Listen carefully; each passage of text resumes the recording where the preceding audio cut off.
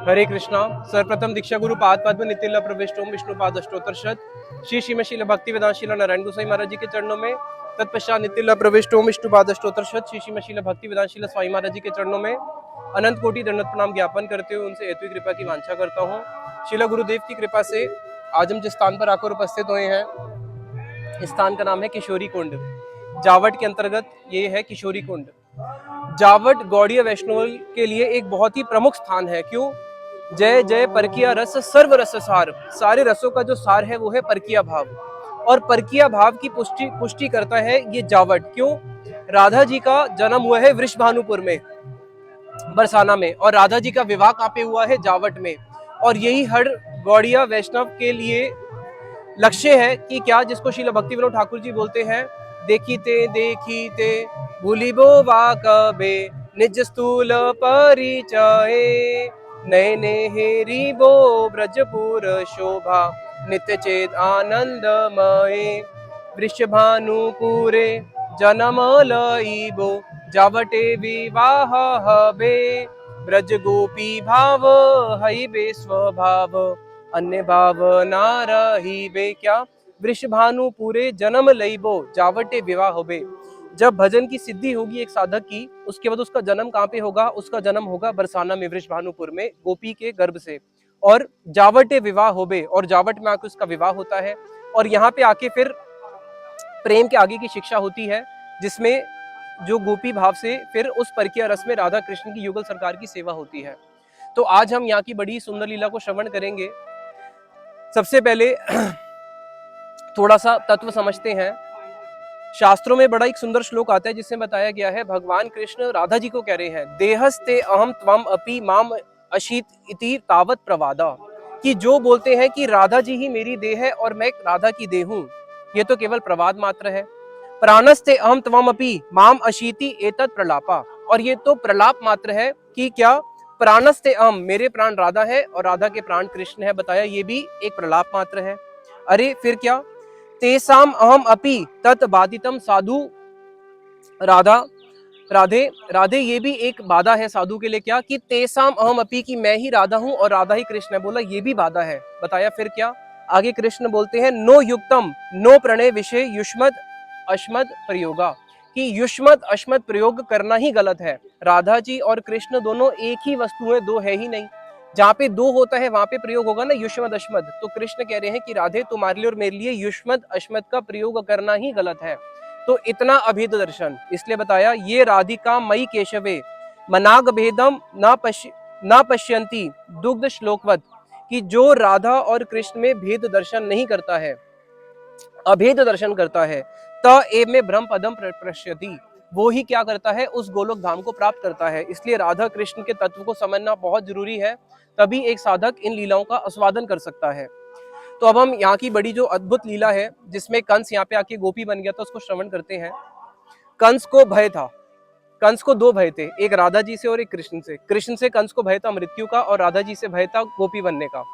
तो कंस को जब पता चला कि कृष्ण की शक्ति ने जन्म ले लिया है ब्रज में, और जहाँ पे कृष्ण ने जन्म लिया है तो वहां पे तो स्वाभाविक है कि लक्ष्मी अपने आप ही वर्धित होगी, और जहाँ पे कृष्ण की भी जो हरि प्रिया है राधा जी ने जन्म लिया है, तो वहां पे तो जो लक्ष्मी का वैभव है और कोटि गुना बढ़ेगा। इसलिए ब्रज में प्रचलन है क्या, त्वम ए वैभवम ना अस्ति नंद राज गृह क्वचित, कि हे वृषभानु महाराज, आपके घर का जो वैभव है वैसा वैभव तो नंद राज के यहाँ पे भी नहीं है। तो जब उसको पता चला कि पहले तो मेरा एक दुश्मन था कृष्ण, और अब उसकी भी मूल राधा जी ने जन्म ले लिया है, तो उसने सोचा कंस ने कि अगर मैं दोनों को ही मार दूं, वृषभानु महाराज और नंद महाराज, और इन दोनों के पुत्र और पुत्री को, तो मेरा मृत्यु का कारण ही खत्म हो जाएगा। तो कंस वृषभानु महाराज जी को मारने के उद्देश्य से उसने यहाँ पे प्रवेश किया, और जब वो यहाँ पे आया तो कंस को जैसे ही उसने इस सीमा में पैर रखा, बरसाना की सीमा में पैर रखते ही उसका एकदम से गोपी गर्भ उसको प्राप्त हो गया, गोपी का देह उसको प्राप्त हो गया, एकदम से वो गोपी बन गया। अभी प्रश्न है कि जो कंस है, कंस कितना शक्तिशाली था? अगर देखा जाए कंस को और रावण को, तो दोनों में से ज्यादा शक्तिशाली कौन था, कंस या रावण? बताया कंस। रावण जब सीता के स्वयंवर में गया, रावण बाण चूहा नहीं चापा, वो तो शिवजी के धनुष बाण को स्पर्श तक नहीं कर सकता था, उसमें शक्ति नहीं थी कि उसको वो हिला भी सके, और उठाना तो दूर की बात है। और कंस में कैसी शक्ति थी महेंद्र पर्वत के ऊपर बैठ के परशुराम जी तपस्या कर रहे थे, उसने खेल ही खेल में उस पर्वत को उठा दिया। और जब पर्वत को उठा दिया तो परशुराम जी ने देखा भाई इतना इसके अंदर शौर्य है, उसको आके बोले भाई तेरा जब इतना ही वीर्य है, जरा मेरी इस विष्णु पनाक के ऊपर प्रतंचा चढ़ा के दिखा। उसने खेल ही खेल में परशुराम जी का जो विष्णु पनाक था, जो 30 लाख मन भारी था, 100 बारी प्रतंचा चढ़ा दी। और कहाँ पे रावण शिव जी के धनुष बाण को नहीं उठा पाया, उससे कई कोटि गुना भारी था विष्णु जी का धनुष बाण। तो वहां पे उन्होंने विष्णु पिनाक उसको ही दे दिया, रावण कंस को, कि ये ले विष्णु पिनाक भेंट में, इसकी पूजा कर, और ये याद रखना कि जो इसको तोड़ेगा वही तेरा काल होगा। और फिर पता ही है कि कैसे कृष्ण भगवान मथुरा में गए और उन्होंने विष्णु पिनाक को तोड़ दिया था। तो यहाँ पे कंस का ऐसा भय था कि जब हिरण्यकशिपु का भय हुआ, रावण का भय हुआ, पूर्व इतिहास में जितने भी असुरों का जब भय होता था, तो देवता लोग स्वर्ग में छोड़ के ब्रह्मा जी के पास जाके उनके शरणागत होते थे। लेकिन कंस का भय ऐसा बताया गया है भागवतम में कि कंस के भय से भयभीत होकर वो सत्यलोक भी नहीं जा पाए। कंस के भय से भयभीत होकर देवताओं को कंस की ही शरण में आना पड़ा, जिसके अंदर मुक्त कच्छ शिखा केचित भीता, भय से उन्होंने क्या किया, भय से आके उन्होंने अपने शिखा को खोलकर, यहाँ तक कि अपनी धोतियों को खोलकर, अपने वस्त्रों को खोलकर कंस के ही शरणागत हुए। ऐसा कंस का भय था। यहाँ तक कि शिशुपाल तो रावण की शक्ति का उपहास उड़ाता था। ये जो असुर थे, जो कृष्ण लीला के असुर थे, ये बहुत ही बलशाली असुर थे। अब यही कंस जब इसने ब्रज की सीमा में जैसी कदम रखा, कदम रखने के साथ साथ ये गोपी बन गया, और सामने से ललिता जी ने देखा। ललिता जी समझ गई और बोली, अरे मोटली सखी तू कौन है, कहाँ से आई है, तेरा खसम का नाम क्या है, तेरा कौन सा गांव है। अब ये तो देख के हैरान हो गया कि भाई अब तो मैं सखी बन गया, अब वापस भी मैं जा नहीं सकता। और उसकी जितनी शक्ति थी, उसकी सारी की सारी शक्ति उसी समय जो है, जैसे उसने बरसाना की सीमा में पैर रखा, उसकी सारी की सारी शक्ति ही खत्म हो गई। दिए का जो दीप है, दीप की महिमा तब तक है जहाँ पे अंधकार है। सूर्य के सामने दीप की कोई महिमा नहीं है। तो जहाँ पे मूल शक्ति राधा रानी है, तो वहां पे कंस की क्या शक्ति चलेगी। कंस के पास तो ऐसी शक्ति थी, वर्णन आता है कि जो इंद्र के पास जब वो गया, तो इंद्र युद्ध करने के लिए अपना वज्र निकालेगा। इंद्र का सबसे शक्तिशाली जो अस्त्र है वो है वज्र। इसने अपने हाथ से उसकी वज्र की धारा ही तोड़ दी, एरावत को सूंड के साथ उठा के फेंक दिया। अब यही कंस जब ब्रज में प्रवेश किया, तो वहां पे जब वो सखी बन गया, तो वहां पे उसको एक चीज तो समझ में आ गई थी कंस को कि भाई मैं बरसाना की भूमि में प्रवेश नहीं कर सकता। अब जब मोटली सखी को पकड़ लिया विशाखा जी ने, उसने हाथ जोड़े, क्षमा मांगी, अरे मुझे जाने दो, मैं तो मथुरा से हूँ, गलती से यहाँ पे आ गया था। बोले कैसे जाने दे, क्षमा ऐसे थोड़ी ना होती है। अब आया है तो हमारे पास तो एक दो गाय थोड़ी ना है, वृषभानु जी के पास लाखों गाय हैं। बैठ और यहाँ पे गाय का गोबर थाप। और उसको यहीं पे 6 महीने तक ब्रज की गोपियों ने गोबर थपवाया। और 6 महीने के बाद जब उसने बहुत प्रार्थना करी, तब उसको बोला आगे से कभी ब्रज की सीमा में घुसियो मत, और ना तेरा कोई अनुचर घुसना चाहिए।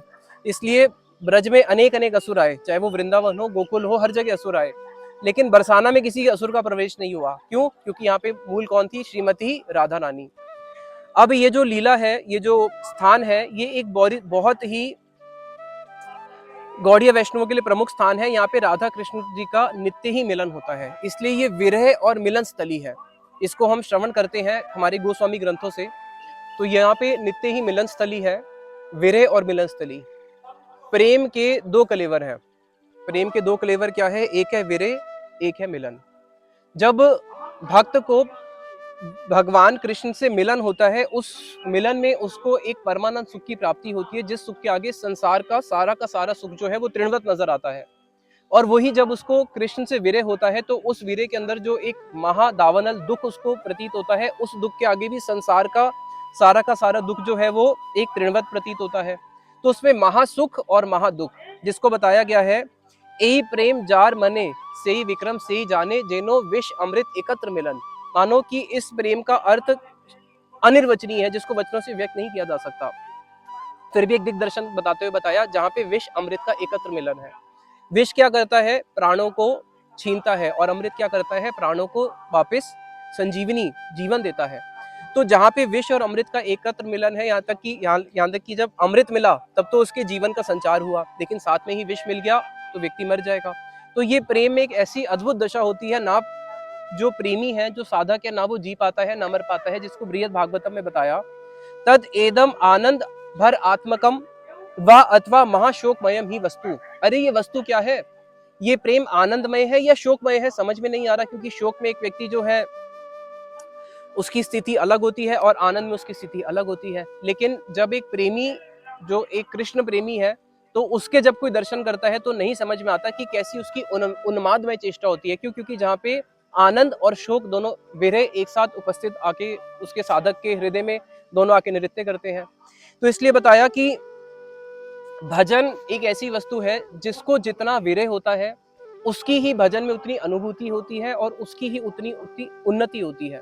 इसलिए साधक के जीवन में स्मरण का सौंदर्य, स्मरण का आनंद और भगवान को भूलने का विस्मरण का जो विस्मृति का दुख है, वो एक मृत्यु के समान क्लेशवत उसके हृदय को स्पर्श करता है, जिसको शिला नरोत्तम दास ठाकुर जी अपने कीर्तन में बोलते हैं, तू या विस्मरण शेलो बुके, कि हे कृष्ण तेरा जो विस्मरण है वो मेरे हृदय के अंदर शेल के समान, मेरे बुक में हृदय में शेल के समान चुभ रहा है। तो ये जिसको स्मरण का सुख मिला है वो ही विरह का दुख समझ सकता है, या फिर जिसको विरह की अनुभूति हुई है वो ही स्मरण का सुख समझ सकता है।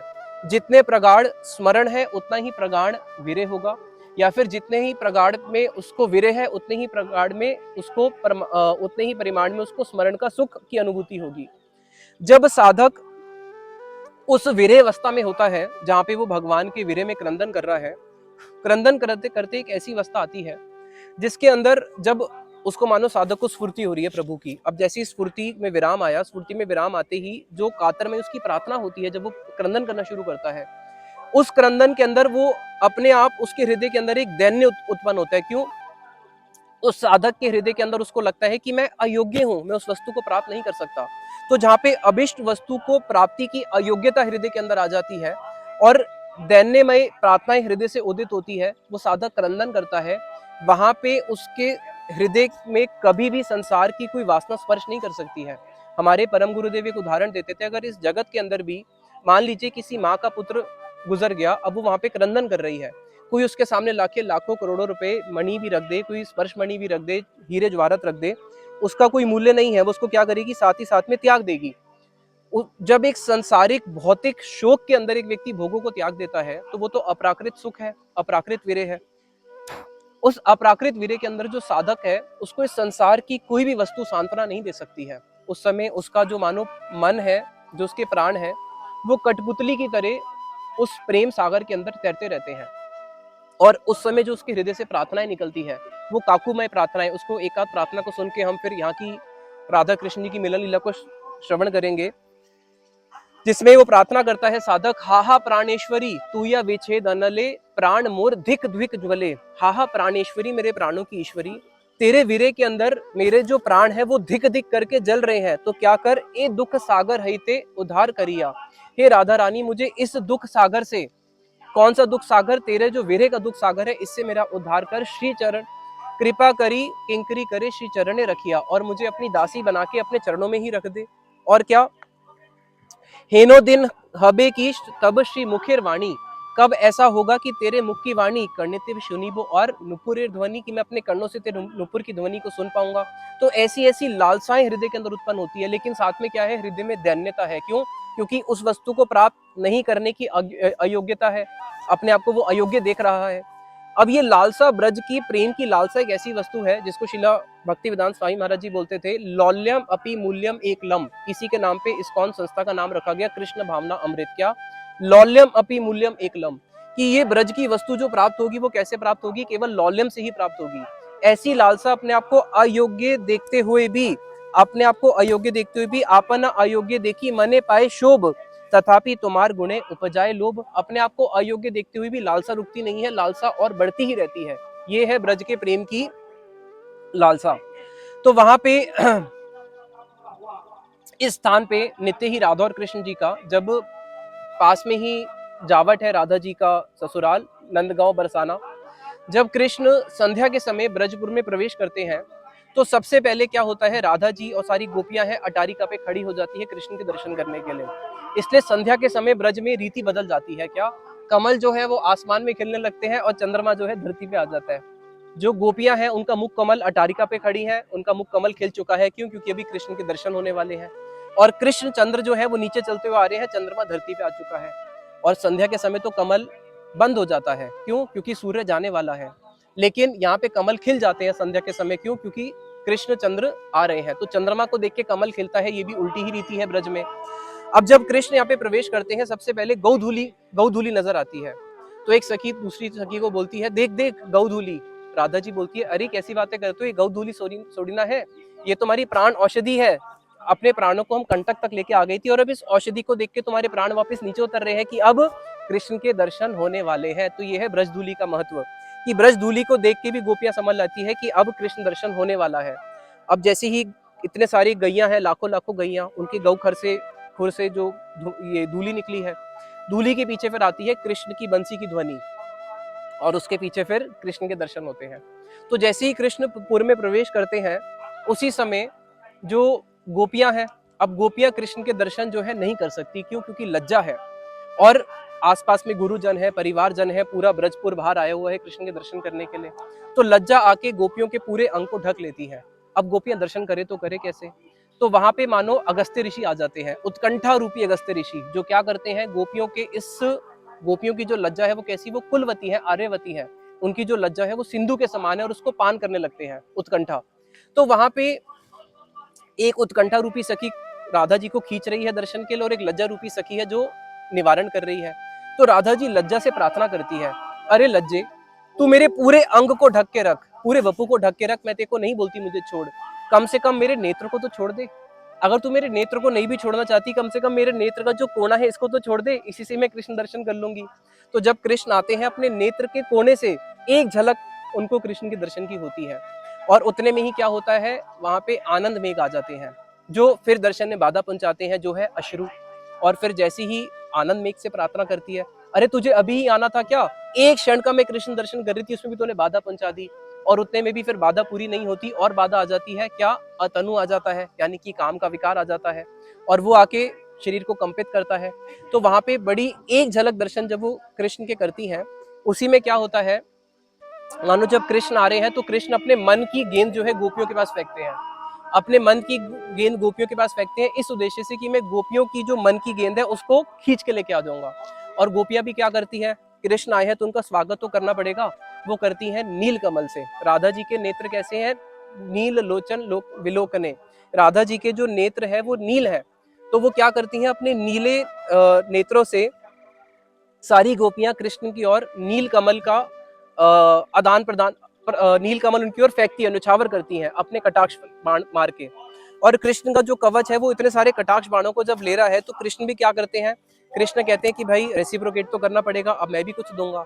तो कृष्ण क्या करते हैं, कृष्ण भी अपनी तिरछी निगाह से उन गोपियों की ओर देखना शुरू करते हैं, जिसको बड़ा ही सुंदर वर्णन करते हैं हमारे कृष्णदास कविराज गोस्वामी जी, कि उतने में ही क्या हुआ कि कृष्ण के हैं अरुण नेत्र और गोपियों के हैं नील नेत्र।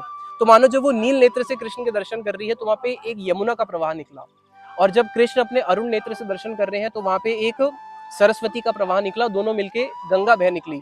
और उस त्रिवेणी के अंदर गोपियां और कृष्ण का हस्ती रूपी जो मन है वहां पे जाके गोते लगाता है। अब जब कृष्ण गोपियों के दर्शन कर रहे हैं, गोपियों कृष्ण के दर्शन कर रहे हैं, उतने में ही राधा जी को एक सखी बोलती है कि अरे देखो राधे, तुम्हारे जो कृष्ण उसके नेत्र कितने चंचल हैं। तो राधा जी बोलती है, अरे मेरे कृष्ण के नेत्र चंचल थोड़ी ना है, उनके नेत्र तो कितने कोमल और कितने स्निग्ध हैं। लेकिन उनके नेत्रों को जो रमणी प्राप्त हुई है, तारा नामक जो रमणी प्राप्त हुई है, नेत्रों में जो तारा है, तारा नामक रमणी प्राप्त हुई है, वो बड़ी चंचल है, तो उनके नेत्र तो स्निग्ध हैं। और स्वाभाविक बात है, जो बच्चे होते हैं वो माँ के ऊपर जाते हैं, तो जो उसके दो पुत्र हुए, कौन से, कटाक्ष, कृष्ण कटाक्ष मार रहे हैं ना, तो जो उनके पुत्र हुए कटाक्ष, वो किसके ऊपर गए, उनका स्वभाव भी माँ के ऊपर गया। तो उनका स्वभाव माँ के ऊपर जाने के कारण से क्या हुआ, वो भी चंचल निकले अपनी माँ के समान। इसलिए कृष्ण, तुम बोल रहे हो कि उनके नेत्र जो है वो चंचल है, उनके नेत्र तो स्निग्ध है, रमणी और उसके पुत्र ही जो कटाक्ष है वो ही चंचल है। फिर सखी बोलती है, अरे तुम तो हमेशा कृष्ण का पक्ष लेते हो, तुम्हें पता है कृष्ण अपने पास बंसी क्यों रखते हैं। हाँ हाँ, गैयाओं को बुलाने के लिए। बोले गैयाओं को बुलाने के लिए नहीं रखते। गोपी बोली कि बंसी का अर्थ क्या है, जो कांटा होता है जिससे मछली को पकड़ा जाता है उसको बोलते हैं बंशी। तो इनकी बंशी क्या है, ये बंशी है हम गोपियों रूपी जो हमारा मन है, जो मछली के समान है, उसको पकड़ने के लिए। और देखो ब्रह्मा जी भगवान के नाभि कमल से निकले, भगवान के नाभि कमल से निकलने के बाद ब्रह्मा जी के अंदर एक अहंकार है कि मैं तो उनके नाभि कमल पे बैठा हूँ। और इस बंसी को तो कितना अहंकार है, ये तो कृष्ण के कर कमलों पे बैठी है। और क्या करती है, जब से ये आई है तब से कृष्ण टेढ़े खड़े होते हैं, तो ये बंसी इसलिए रखते हैं। और कृष्ण क्या करते हैं, बंसी के माध्यम से हम सारी गोपियों के मन को, हमारे धैर्य को, हमारे कुल, हमारे लज्जा को खींच लेते हैं। फिर राधा जी बोलती है, अरे नहीं नहीं, इसमें कृष्ण का क्या दोष है, कृष्ण तो बिल्कुल सीधे साधे हैं, और ये जो बंसी है, बंसी का ही दोष है। जब से बंसी आई है तब से कृष्ण ऐसे हो गए हैं। क्यों? क्योंकि बंसी का स्वभाव क्या है, बंसी की माँ कौन है, बंसी के पिता कौन है? बताया, राधा जी बोलती है कि देखो, बंसी की जो माँ है वो है धरती, बंसी का जो पिता है वो है मेघ। अब मेघ क्या करते हैं? मेघ हर जगह वर्षा करते हैं, जो वर्षा नहीं भी चाहता उसके ऊपर भी वर्षा करते हैं। नाली, नाले, पर्वत, बंजर भूमि, हर जगह वर्षा होती है। लेकिन इतनी पानी को वो मेघ अपने बरसा देते हैं जिसकी कोई सीमा नहीं है। लेकिन अगर चातक उसके पास रट लगाते लगाते एक बूंद भी मांगे, एक बूंद भी पानी उसको देते नहीं है। तो ये मेघ इतना निष्ठुर है कि हर जगह अपनी पानी को बरसाता है, लेकिन मेघ जो उससे एक तरफिया प्रेम करता है, चातक, उसको एक बूंद भी नहीं देता, और उस एक बूंद की आशा में चातक अपने प्राणों को त्याग देता है। तो ऐसी इसके पिता है बंसी के, कौन? मेघ।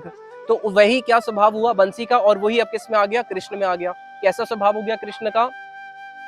चैतन्य चरितामृत में आता है, नारी वधिर कृष्ण नहीं भय, कि कृष्ण को तो नारी वध का भी भय नहीं है।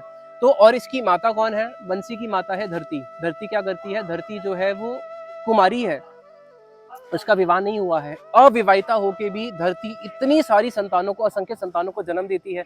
तो सोचो उसका चरित्र कैसा होगा। और उसके बाद क्या करती है? उन्हीं संतानों को अपने अंदर समेट भी लेती है, उसको दुखी नहीं होता है। तो जिसको अपने संतान की मृत्यु का भी दुख नहीं होता है, ऐसी तो इसकी माँ है। इसलिए बंसी का ऐसा दुष्ट स्वभाव है। कैसा? वेणु दुष्ट पुरुष हैया, जिसमें गोपियां कहती है वेणु दुष्ट है, वेणु दुष्ट पुरुष हैया, पुरुष अधर पिया पिया, गोपी गणे जनाए निज पान। कि जिसमें ये क्या करता है? पुरुष अधर पिया पिया और गोपी गणे जनाए निज पान, गोपियों को दिखाता है, गोपियों के सभा में आके अपनी डंका बजाता है कि देखो गोपियों, तुम्हारी संपत्ति है ये कृष्ण का अधर अमृत, और मैं पुरुष होकर इसको पान कर रहा हूँ। तो ये इतना दुष्ट है, हमारे सामने पुरुष होके पुरुष के अधर का पान करता है। तो ये इस किसके ऊपर गया है? अपने माँ और पिता के ऊपर ही गया है। राधा जी बोलती है, अरे नहीं नहीं, मेरे कृष्ण तो बड़े ही, कवि लोग वर्णन करते हैं कि कृष्ण जो है वो कैसे हैं। उनका जो शरीर है वो एक नवीन मेघ के समान है, और मेघ को देखने के साथ साथ क्या होता है, हृदय के अंदर एक शीतलता होती है कि मेघ आया है तो अब वर्षा करेगा ही। तो गोपियां बोलती है, अरे राधे तुम कैसी बातें करती हो, मेघ का तो भी बताया ना, मेघ क्या करता है? मेघ जो है चातक को मार देता है, लेकिन उसको एक बूंद नहीं देता। उसी प्रकार कृष्ण तो सबके ऊपर वर्षा करते हैं, लेकिन हम गोपियां जो उनकी प्रेम की चातकी हैं, हमें ही छोड़ देते हैं। अरे तुझे पता नहीं कि कृष्ण जो है, कृष्ण का जो मुख है वो चंद्रमा के समान है। चंद्रमा कितना शीतलता प्रदान करता है। हाँ हाँ सही बोला राधे, चंद्रमा के समान है, लेकिन चंद्रमा शीतलता तो प्रदान करता है, लेकिन वही चंद्रमा विरहणियों को दावानल से भी कोटि अधिक दुख प्रदान करता है।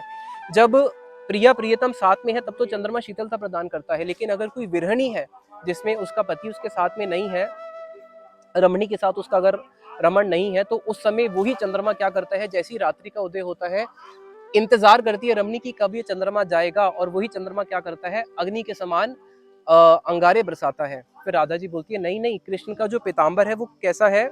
वो तो पीताम्बर जो है द्युति के समान है। हाँ हाँ राधे बिल्कुल सही बोला, बिजली कैसी होती है? विद्युत अभी है अभी नहीं है। उसी प्रकार से कृष्ण हमारे से मिलते हैं अभी, और अगले ही क्षण फिर किसी और सखी के कुंज में, अगले ही क्षण फिर चंद्रावली के कुंज में, फिर किसी और सखी के कुंज में होते हैं। तो कृष्ण भी तो विद्युत के समान चंचल है। अरे नहीं, कृष्ण के जो अलकावल्ली है वो कितनी सुंदर भ्रमर के समान है। हाँ हाँ, भ्रमर भी क्या करता है, आज इस पुष्प में तो दूसरे पुष्प में, फिर तीसरे पुष्प में, जिस पुष्प से मधु मिलता है उस पुष्प से मधु लेके फिर चले जाता है, मधु पी के उसको त्याग देता है।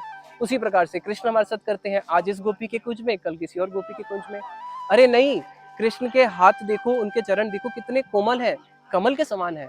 हाँ हाँ, कमल भी तो क्या करता है, कमल भ्रमर को पूरी रात अपने अंदर बंद करके रखता है और सुबह फिर उसको आजाद कर देता है। उसी प्रकार से कृष्ण हमें क्या करते हैं, पूरी रात तो बंदी बना के रखते हैं, फिर सुबह हमें मुक्त कर देते हैं। अरे वहां पे मानो राधा जी जो है कृष्ण के मुख सौंदर्य का, अमृत का पान कर रही है, और गोपियां जो है वहां पे उनको पान ही करवा रही हैं।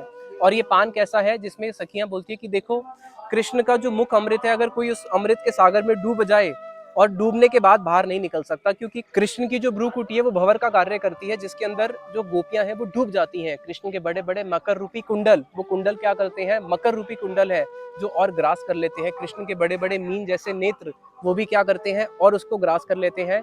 इसलिए कृष्ण का जो रूप माधुर्य है, जिसने गोपियां बोलती है जन्म सफल तार, कृष्ण दर्शन जार, भाग्य है आछे एक बार, उसी का ही जन्म सफल है, उसी के ही नेत्र सफल है, जिसने क्या किया, कृष्ण दर्शन किया।